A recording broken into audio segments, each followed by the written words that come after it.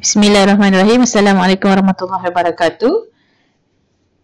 Okey, video kali ini adalah berkaitan dengan model Azure, iaitu model reka bentuk instructional.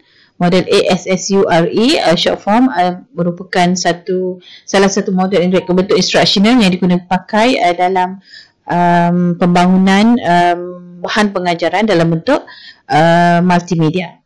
Okey. So, apakah yang akan dibincangkan dalam video kali ini? Antaranya adalah akan dimulakan dengan sedikit pengenalan berkaitan dengan model Azure ini. Okay, kedua adalah fasa-fasa model Azure, iaitu ataupun Azure ke. Model Azure ni ada 6 fasa lah. Yang pertama adalah fasa analysis learners ataupun analisis pelajar. Fasa kedua adalah state objective, iaitu nyatakan objektif ataupun hasil pembelajaran. Fasa ketiga adalah select methods, media and material, pilih kaedah, media dan bahan sumber ataupun bahan pengajaran lah. Kemudian fasa keempat adalah utilize media and material, guna pakai media dan bahan sumber. Fasa kelima require learner participation, libatkan pelajar dalam pembelajaran. Dan fasa keenam adalah evaluate and revise, nilai dan semak semula. Okey, disertakan juga dalam video ini adalah contoh-contoh artikel menggunakan model Azure dan seterusnya kesimpulan. Okey, bahan pengajaran yang saya kongsikan ini iaitu slide dan juga contoh-contoh artikel telah diupload di MyGuru. Boleh semak contoh-contoh tersebut ya. Okey, model Azure ini dihasilkan ataupun diasaskan oleh Henish, Molinda, Russell dan Smaldino pada tahun 1996. Model Azure merupakan model reka bentuk pengajaran yang boleh digunakan untuk merancang penggunaan media secara sistematik. Okey, so boleh lihat di sini dibandingkan dengan model AD yang saya bincangkan dalam video sebelum ini. Model tersebut boleh digunakan pakai sebagai panduan bagi membangunkan bukan sahaja yang bentuk media tapi juga dalam bentuk modul, bahan-bahan pengajaran yang lain seperti bahan untuk mengajar kit dan sebagainya. Okey, tetapi bagi model Azure ataupun Azure yang merujuk kepada satu reka bentuk pengajaran untuk merancang penggunaan media, hanya penggunaan media secara sistematik. Okey, itu adalah model Azure. Okey, model Azure dapat membantu guru merancang pengajaran yang dapat memanfaatkan penggunaan media. Hanya pengajaran yang melibatkan media boleh menggunakan pakai model Azure sebagai panduan. Okey, so ianya berfokus kepada perancangan pengajaran berasaskan media di dalam bilik darjah. Terdapat 6 fasa seperti yang dinyatakan tadi dalam model Azure, iaitu analisis pelajar, dan kedua menyatakan objektif, ketiga memilih kaedah dan media dan bahan sumber, keempat menggunakan media dan bahan sumber, kelima melibatkan pelajar dalam pembelajaran, dan keenam menilai dan menyemak semula. Ini adalah 6 fasa dalam model Azure dan saya akan nyatakan setiap fasa secara ringkas. Okey, langkah ataupun fasa pertama adalah fasa analisis pelajar. Okey, menganalisis kumpulan sasaran ataupun pelajar adalah penting bagi membantu pendidik merancang pengajaran-pengajaran yang sesuai bagi mereka. Latar belakang pelajar adalah penting untuk diketahui sebelum guru-guru menggunakan medium ataupun bahan pengajaran dalam meningkatkan kefahaman pelajar.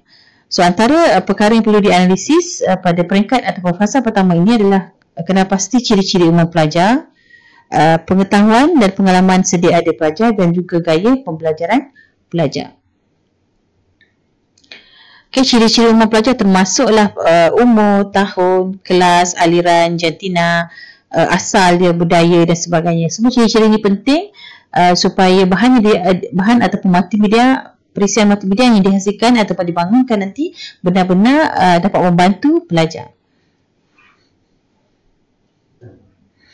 Contoh lain, apabila analisis pelajar dilakukan, sudah guru ataupun pendidik dapat mengenal pasti penguasaan bahasa pelajar bagaimana dan sebagainya, maka perisian multimedia yang tepat dapat dibangunkan bagi digunakan pakai oleh pelajar-pelajar tersebutlah. Okey, pengetahuan sedia ada juga penting supaya perisian multimedia yang dihasilkan itu benar-benar sesuai dengan kebolehan pelajar tersebut. Okey, dari sudut gaya pembelajaran juga perlu diambil kira kerana setiap pelajar mempunyai gaya pembelajaran tersendiri. Sebahagian individu sesuai dengan suatu kaedah gaya pembelajaran dan sebahagian individu lain mungkin sesuai dengan gaya pembelajaran yang berbeza. Jadi penyelidik ataupun guru perlu mengenal gaya pembelajaran pelajar yang sesuai bagi bahan perisian multimedia yang ingin dihasilkan, again supaya apa yang ingin dibangunkan itu lebih berkesan lah. Okay. So dari sudut gaya pembelajaran ni terdapat banyak di luar sana contoh-contoh model gaya pembelajaran. Antaranya adalah model Dunn dan Andan, model Honey and Mumford dan juga model Multiple Intelligence Gardner. Okay, yang ini adalah jenis-jenis model gaya pembelajaran. Jadi sebelum membangunkan perisian multimedia ini, gaya pembelajaran pelajar juga perlu diambil kira. Langkah kedua adalah menyatakan objektif ataupun hasil pembelajaran. Objektif pengajaran pembelajaran perlu dinyatakan secara jelas dan mestilah boleh dicapai lah, supaya bahan ataupun perisian multimedia dihasilkan nanti benar-benar boleh diguna pakai dan bagi mencapai objektif pengajaran. Apabila telah menetapkan objektif, maka mudah bagi guru untuk merancang langkah-langkah aktiviti pengajaran dan pembelajaran berdasarkan objektif yang telah ditetapkan. Okey, pada fasa kedua ini juga, iaitu pada fasa menyatakan objektif hasil pelajaran ini, beberapa perkara atau persoalan perlu boleh dinyatakan lah. Okey, pada fasa ini boleh tentukan siapa di kumpulan sasaran, siapakah yang hendak dicapai. Okey, dari sudut siapa yang kita nak jadikan sasaran. Sebab itu pelajar tu kalau dalam kes ini mungkin obviously pelajar lah, cuma pelajar yang bagaimana untuk disasarkan bagi perisian multimedia yang ingin dibangunkan ini. Dan then bagaimana hendak capai. Okey, apa yang hendak dicapai, bagaimana hendak dicapai, apakah tahap pencapaian minimum, siapa yang hendak dicapai dan sebagainya lah. Okey, ini adalah antara perkara yang boleh ditetapkan pada fasa kedua. Okey. Okey, apabila mengatakan bahawa objektif mestilah sesuatu yang boleh dicapai ataupun boleh diukur, objektif mestilah boleh dicapai dan boleh diukur. Boleh diukur maksudnya adalah sesuatu yang boleh dilihat lah, mudah untuk kita nilai dan lihat. Contohnya, perkataan yang sesuai digunakan untuk objektif adalah melakar, menamakan, beramal, membaca, menjawab. Sebenarnya kita boleh lihat pelajar tu buat lah. Okey, so ini adalah antara pernyataan yang boleh dipakai dalam menentukan objektif dan hasil pembelajaran. Okey, yang ini boleh lihat nanti. Ini samalah seperti saya mention tadi dari sudut syarat perlakuan tadi. Okey. Alright. Contoh penulisan objektif pengajaran pembelajaran, contohnya pada akhir pengajaran, ini hasil pembelajaran. Pada akhir pengajaran dan pembelajaran, pelajar dapat contoh melabel. Okay, the words ditulis ni objektif dia adalah melabel nama negeri yang diketuai oleh usahaan pada Lakaran Parti Malaysia skor yang 7 dari 9 negeri dengan betul. Okay, so bila boleh melabel maksudnya bila dia tulis, maksudnya dia boleh faham lah dia punya bahan yang dihasilkan tadi. Okay, menamakan secara lisan skor yang 7 negeri Malaysia yang punya sultan. So bila dia boleh menamakan, maksudnya dia boleh faham. So apabila dia boleh faham, dia boleh menulis, jawapan tu maknanya objektif tadi tercapai apabila menggunakan pakai bahan pengajaran dalam bentuk multimedia yang diperkenalkan tadilah. Okey, kemudian fasa ketiga adalah pemilihan kaedah media dan bahan sumber. Okey, setiap perancangan pengajaran yang baik akan memerlukan pemilihan media, kaedah bahan-bahan sumber secara sistematik dan terancanglah. Okey, proses pemilihan kaedah media dan bahan sumber termasuklah membuat keputusan tentang kaedah yang paling sesuai bagi mencapai objektif yang telah dirancang pada fasa kedua tadi, memilih format yang sesuai dengan kaedah yang dipilih dan memilih menyesuai atau mereka bentuk sumber pembelajaran. Antara perkara yang perlu diambil kira dalam fasa ketiga ini adalah adakah bahan ini menepati kurikulum, bahasanya jelas, adakah ini menarik dan memotivasikan pelajar, adakah bahan ini ada panduan pengguna, mudah digunakan dan sebagainya. Okey, ini adalah pada pemilihan kaedah media dan bahan sumber. Semua persoalan ini perlu dikenal pasti dan cuba capai untuk boleh dijawab lah, maksudnya boleh dilakukan supaya hasilnya nanti perisian tersebut memang boleh diguna pakai lah. Okey, gunakan media dan bahan sebab adalah fasa keempat. Apa yang perlu pelajar, apa yang perlu guru lakukan ataupun pelajar yang menjalankan kajian ini lakukan adalah perlu menyemak ataupun melihat semula bahan sumber sebelum digunakan dalam kelas. Contohnya contohnya pada peringkat ketiga tadi telah memilih apakah bahan, kaedah ataupun media yang akan digunakan pakai. So pada langkah keempat ataupun fasa keempat, dan gunakan, perlu semak semula bahan ataupun media multimedia yang telah dikenapasi tadi. Lihat semula sebelum diguna pakai dalam bilik darjah lah. So kena pasti media tersebut mematuhi semua yang telah dirancang tadi, adakah dia sesuai dengan kumpulan pelajar, dan juga adakah bahan yang telah dibina tadi sesuai untuk ataupun media yang telah dipilih tadi sesuai untuk mencapai objektif pengajaran. Langkah ataupun fasa kelima adalah melibatkan pelajar dalam pembelajaran. Ini lebih kepada macam implementasi lah. Implementasi maksud dia multimedia yang telah dipilih tadi perlu melibatkan pelajar dalam proses melihat adakah media ataupun multimedia yang dipilih tadi sesuai. Okey, so bagaimana nak melibatkan pelajar? Antaranya adalah menjadikan latihan-latihan yang sesuai supaya multimedia ataupun bahan yang telah ditunjukkan tadi boleh pelajar libatkan diri dengan cara apabila telah tengok multimedia dia boleh buat latihan. Contohnya latihan dalam bentuk perbincangan, latih tubi, permainan bahasa dan sebagainya lah untuk mengekalkan pelibatan pelajar dalam aktiviti pembelajaran. Sekiranya gunakan multimedia, dia tak boleh terus multimedia at the end dah selesai.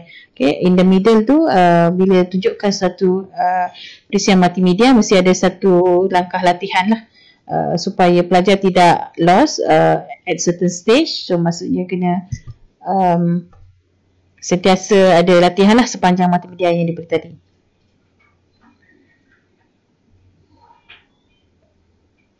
Okey, so jadi gambar ataupun video yang telah dikenapasi dalam bahan multimedia tersebut, dia boleh mencetuskan perbincangan dan kumpulan pelajar apabila dia tengok suatu gambar ataupun video, dan dia boleh buat satu perbincangan, dan sekiranya ada latihan, lebih lagi engagement dengan pelajar itu lebih tinggi lah. Maksudnya dia boleh still fokus apabila multimedia yang dirancang itu benar-benar dalam keadaan yang sesuai dan juga menarik lah bagi pelajar tersebut. Okey, so fasa terakhir adalah fasa nilai dan semak semula. So seperti biasa pada fasa penilaian ini adalah penilaian pembelajaran dan penilaian pengajaran untuk memastikan minat objektif media dan bahan sumber sesuai dengan keupayaan pelajar. Di sini akan ada ujian keberkesanan sejauh mana model multimedia ataupun perisian ataupun bahan multimedia dihasilkan ataupun digunakan pakai dalam pengajaran ini dapat membantu dalam meningkatkan kefahaman dan prestasi pelajar dalam suatu topik lah. Okey, ini adalah pada fasa terakhir. Okey, kemudian saya sertakan sini contoh-contoh artikel menggunakan model Azure. So seperti biasa boleh dapatkan di mana-mana sumber. Yang saya sertakan ni adalah sebahagian saja dalam bahasa Melayu. Dalam bahasa Inggeris terlalu banyak artikel di luar sana. Cuma saya nak tunjukkan di sini ada sudut artikel di sini bagaimana model Azure ni diimplement mengikut kesesuaian suatu topik. Okey, saya tunjuk contoh sikit sini. Ada 3 contoh yang saya sertakan di sini. Okey, contoh pertama adalah pembangunan perisian pembelajaran berbantukan komputer. So perlu take note di sini bahawa model Azure hanya untuk bahan pengajaran dalam bentuk perisian multimedia. Okey, di sini digunakan perisian berbantukan komputer. Okey, pada abstrak you boleh lihatlah dia reka bentuk adalah berdasarkan kepada model Azure yang mengelilingi 6 fasa. So, saya nak tunjuk you sedikit apakah langkah-langkah dia. Basically tak banyak beza sebab dia media, so dia sangat spesifik, dia merujuk kepada penggunaan multimedia, dan dalam artikel ini adalah berkaitan dengan pengajaran berbantukan komputer. Okey, yang di sini adalah model reka bentuk perisian, dipanggil sebagai perisian PBK. Jadi dia ada langkah-langkah dia ni. So nanti boleh lihat langkah pertama menganalisis pelajar, siapa pelajar yang akan menggunakan PBK ini, dari sudut ciri-ciri umum dia, dari sudut daya pelajaran pelajar, dari sudut pengenapastian current knowledge pelajar. Okey. Kemudian menyatakan objektif pada langkah kedua. Bagaimana nak menentukan objektif supaya bahan berpandukan komputer tadi, bahan pengajaran berasaskan komputer tadi dapat membantu pelajar untuk mencapai objektif ataupun hasil pembelajarannya telah dirancang. Okay, so lihatnya ada kaedah terusnya memilih kaedah dan media dan bahan. Saya tunjuk artikel-artikel ni saya dah sertakan dalam My Guru, nanti boleh tengok Okey, semua 6 langkah disertakan satu persatu. Okay, saya lihat contoh lain. Yang ini pembangunan courseware, pembelajaran membantukan komputer bagi topik proses penerbitan animasi. So lihat dia bangunkan courseware. Courseware juga adalah salah satu multimedia. So dalam abstrak ni boleh nampak dia gunakan dia gunakan sini model Azure. Dan langkah-langkah dalam model ni nanti boleh baca. Okey, yang dimention kat sini, proyek ini bangunkan berdasarkan model Azure dan berdasarkan strategi pembelajaran hypermedia dan quiz. Okey, so yang ni pun boleh baca, dia meliputi 6 langkah tadilah. Kalau nak lihat, di sini dia explain satu-satu Dia menggunakan model Azure dan bagaimana pemilihan bagaimana pemilihan setiap fasa itu dijalankan lah. Okey, di sini fasa pertama sehinggalah fasa ke-6. Okey, contoh ketiga, yang ini di Indonesia lah penerapan model Azure menggunakan media PowerPoint. Ini guna PowerPoint saja. Okey, PowerPoint juga adalah satu multimedia dan itu digunakan model Azure lah. So yang ini boleh lihat sendiri bagaimana dia dijalankan ke-6 langkah dalam model Azure dalam kajian yang dia dilakukan lah di sini. Langkah pertama, analisis karakter dan ciri pelajar. Langkah kedua dan seterusnya. Semua ini dia explain dalam ni lah apa yang dilakukan. Okay. So apa yang boleh you lihat di sini adalah you boleh jadikan artikel-artikel ini sebagai panduan. So kena baca lah buat banyak pembacaan bagi mereka-mereka yang buat kajian ataupun proposal berkaitan dengan pembangunan modul, kit dan sebagainya. Ini adalah antara modul yang you kena baca dahulu. Mungkin you tak gunakan dia sebab you tak guna multimedia, tapi knowledge yang perlu ada di sini membuatkan you lebih faham model-model lain yang you akan guna nanti. Ya, sebab itu penting untuk baca dan tahu lebih banyak lah. Okay, so kita pergi kepada slide tadi.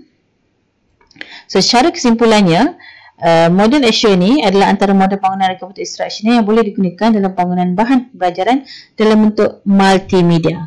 Okay, so ditekankan sini model Azure hanya sesuai untuk dalam bentuk multimedia sahaja. Okay, berbanding dengan model AD, di mana model AD you boleh gunakan dia juga untuk pembangunan modul pengajaran, kit pengajaran, bahan modul pengajaran dan sebagainya. Tapi model Azure hanya spesifik untuk multimedia sahaja. Okay, multimedia ni termasuklah perisian, termasuklah aplikasi, termasuk juga penggunaan PowerPoint dan sebagainya. Okay, seperti model AD, sama juga model Azure hanyalah panduan asas dan bagi mereka-mereka yang nak menggunakan model ini perlu diubah suai menggunakan kegunaannya bergantung kepada kajian pendidik masing-masing. Okay, so Azure adalah 6 langkah di sini.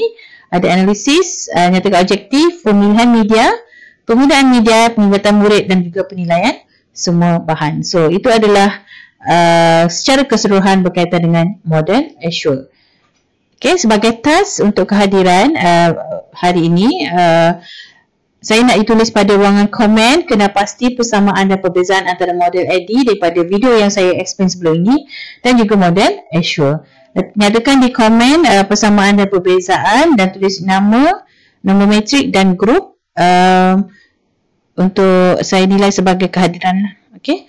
Sebarang pertanyaan berkaitan kursus ni boleh nyatakan di dalam grup WhatsApp untuk immediate respon sebab kalau personal saya susah sikit nak tengok sebab terlalu banyak saya tak sempat nak tengok. Jadi please immediate tanya dalam grup WhatsApp untuk saya respon kepada setiap persoalan. Okay, so saya rasa itu saja untuk model Azure dan saya akan untuk kelas seterusnya saya akan nyatakan model-model lain dalam untuk pembangunan instructional untuk rujukan semua. Okay, saya rasa itu saja. Terima kasih. Assalamualaikum.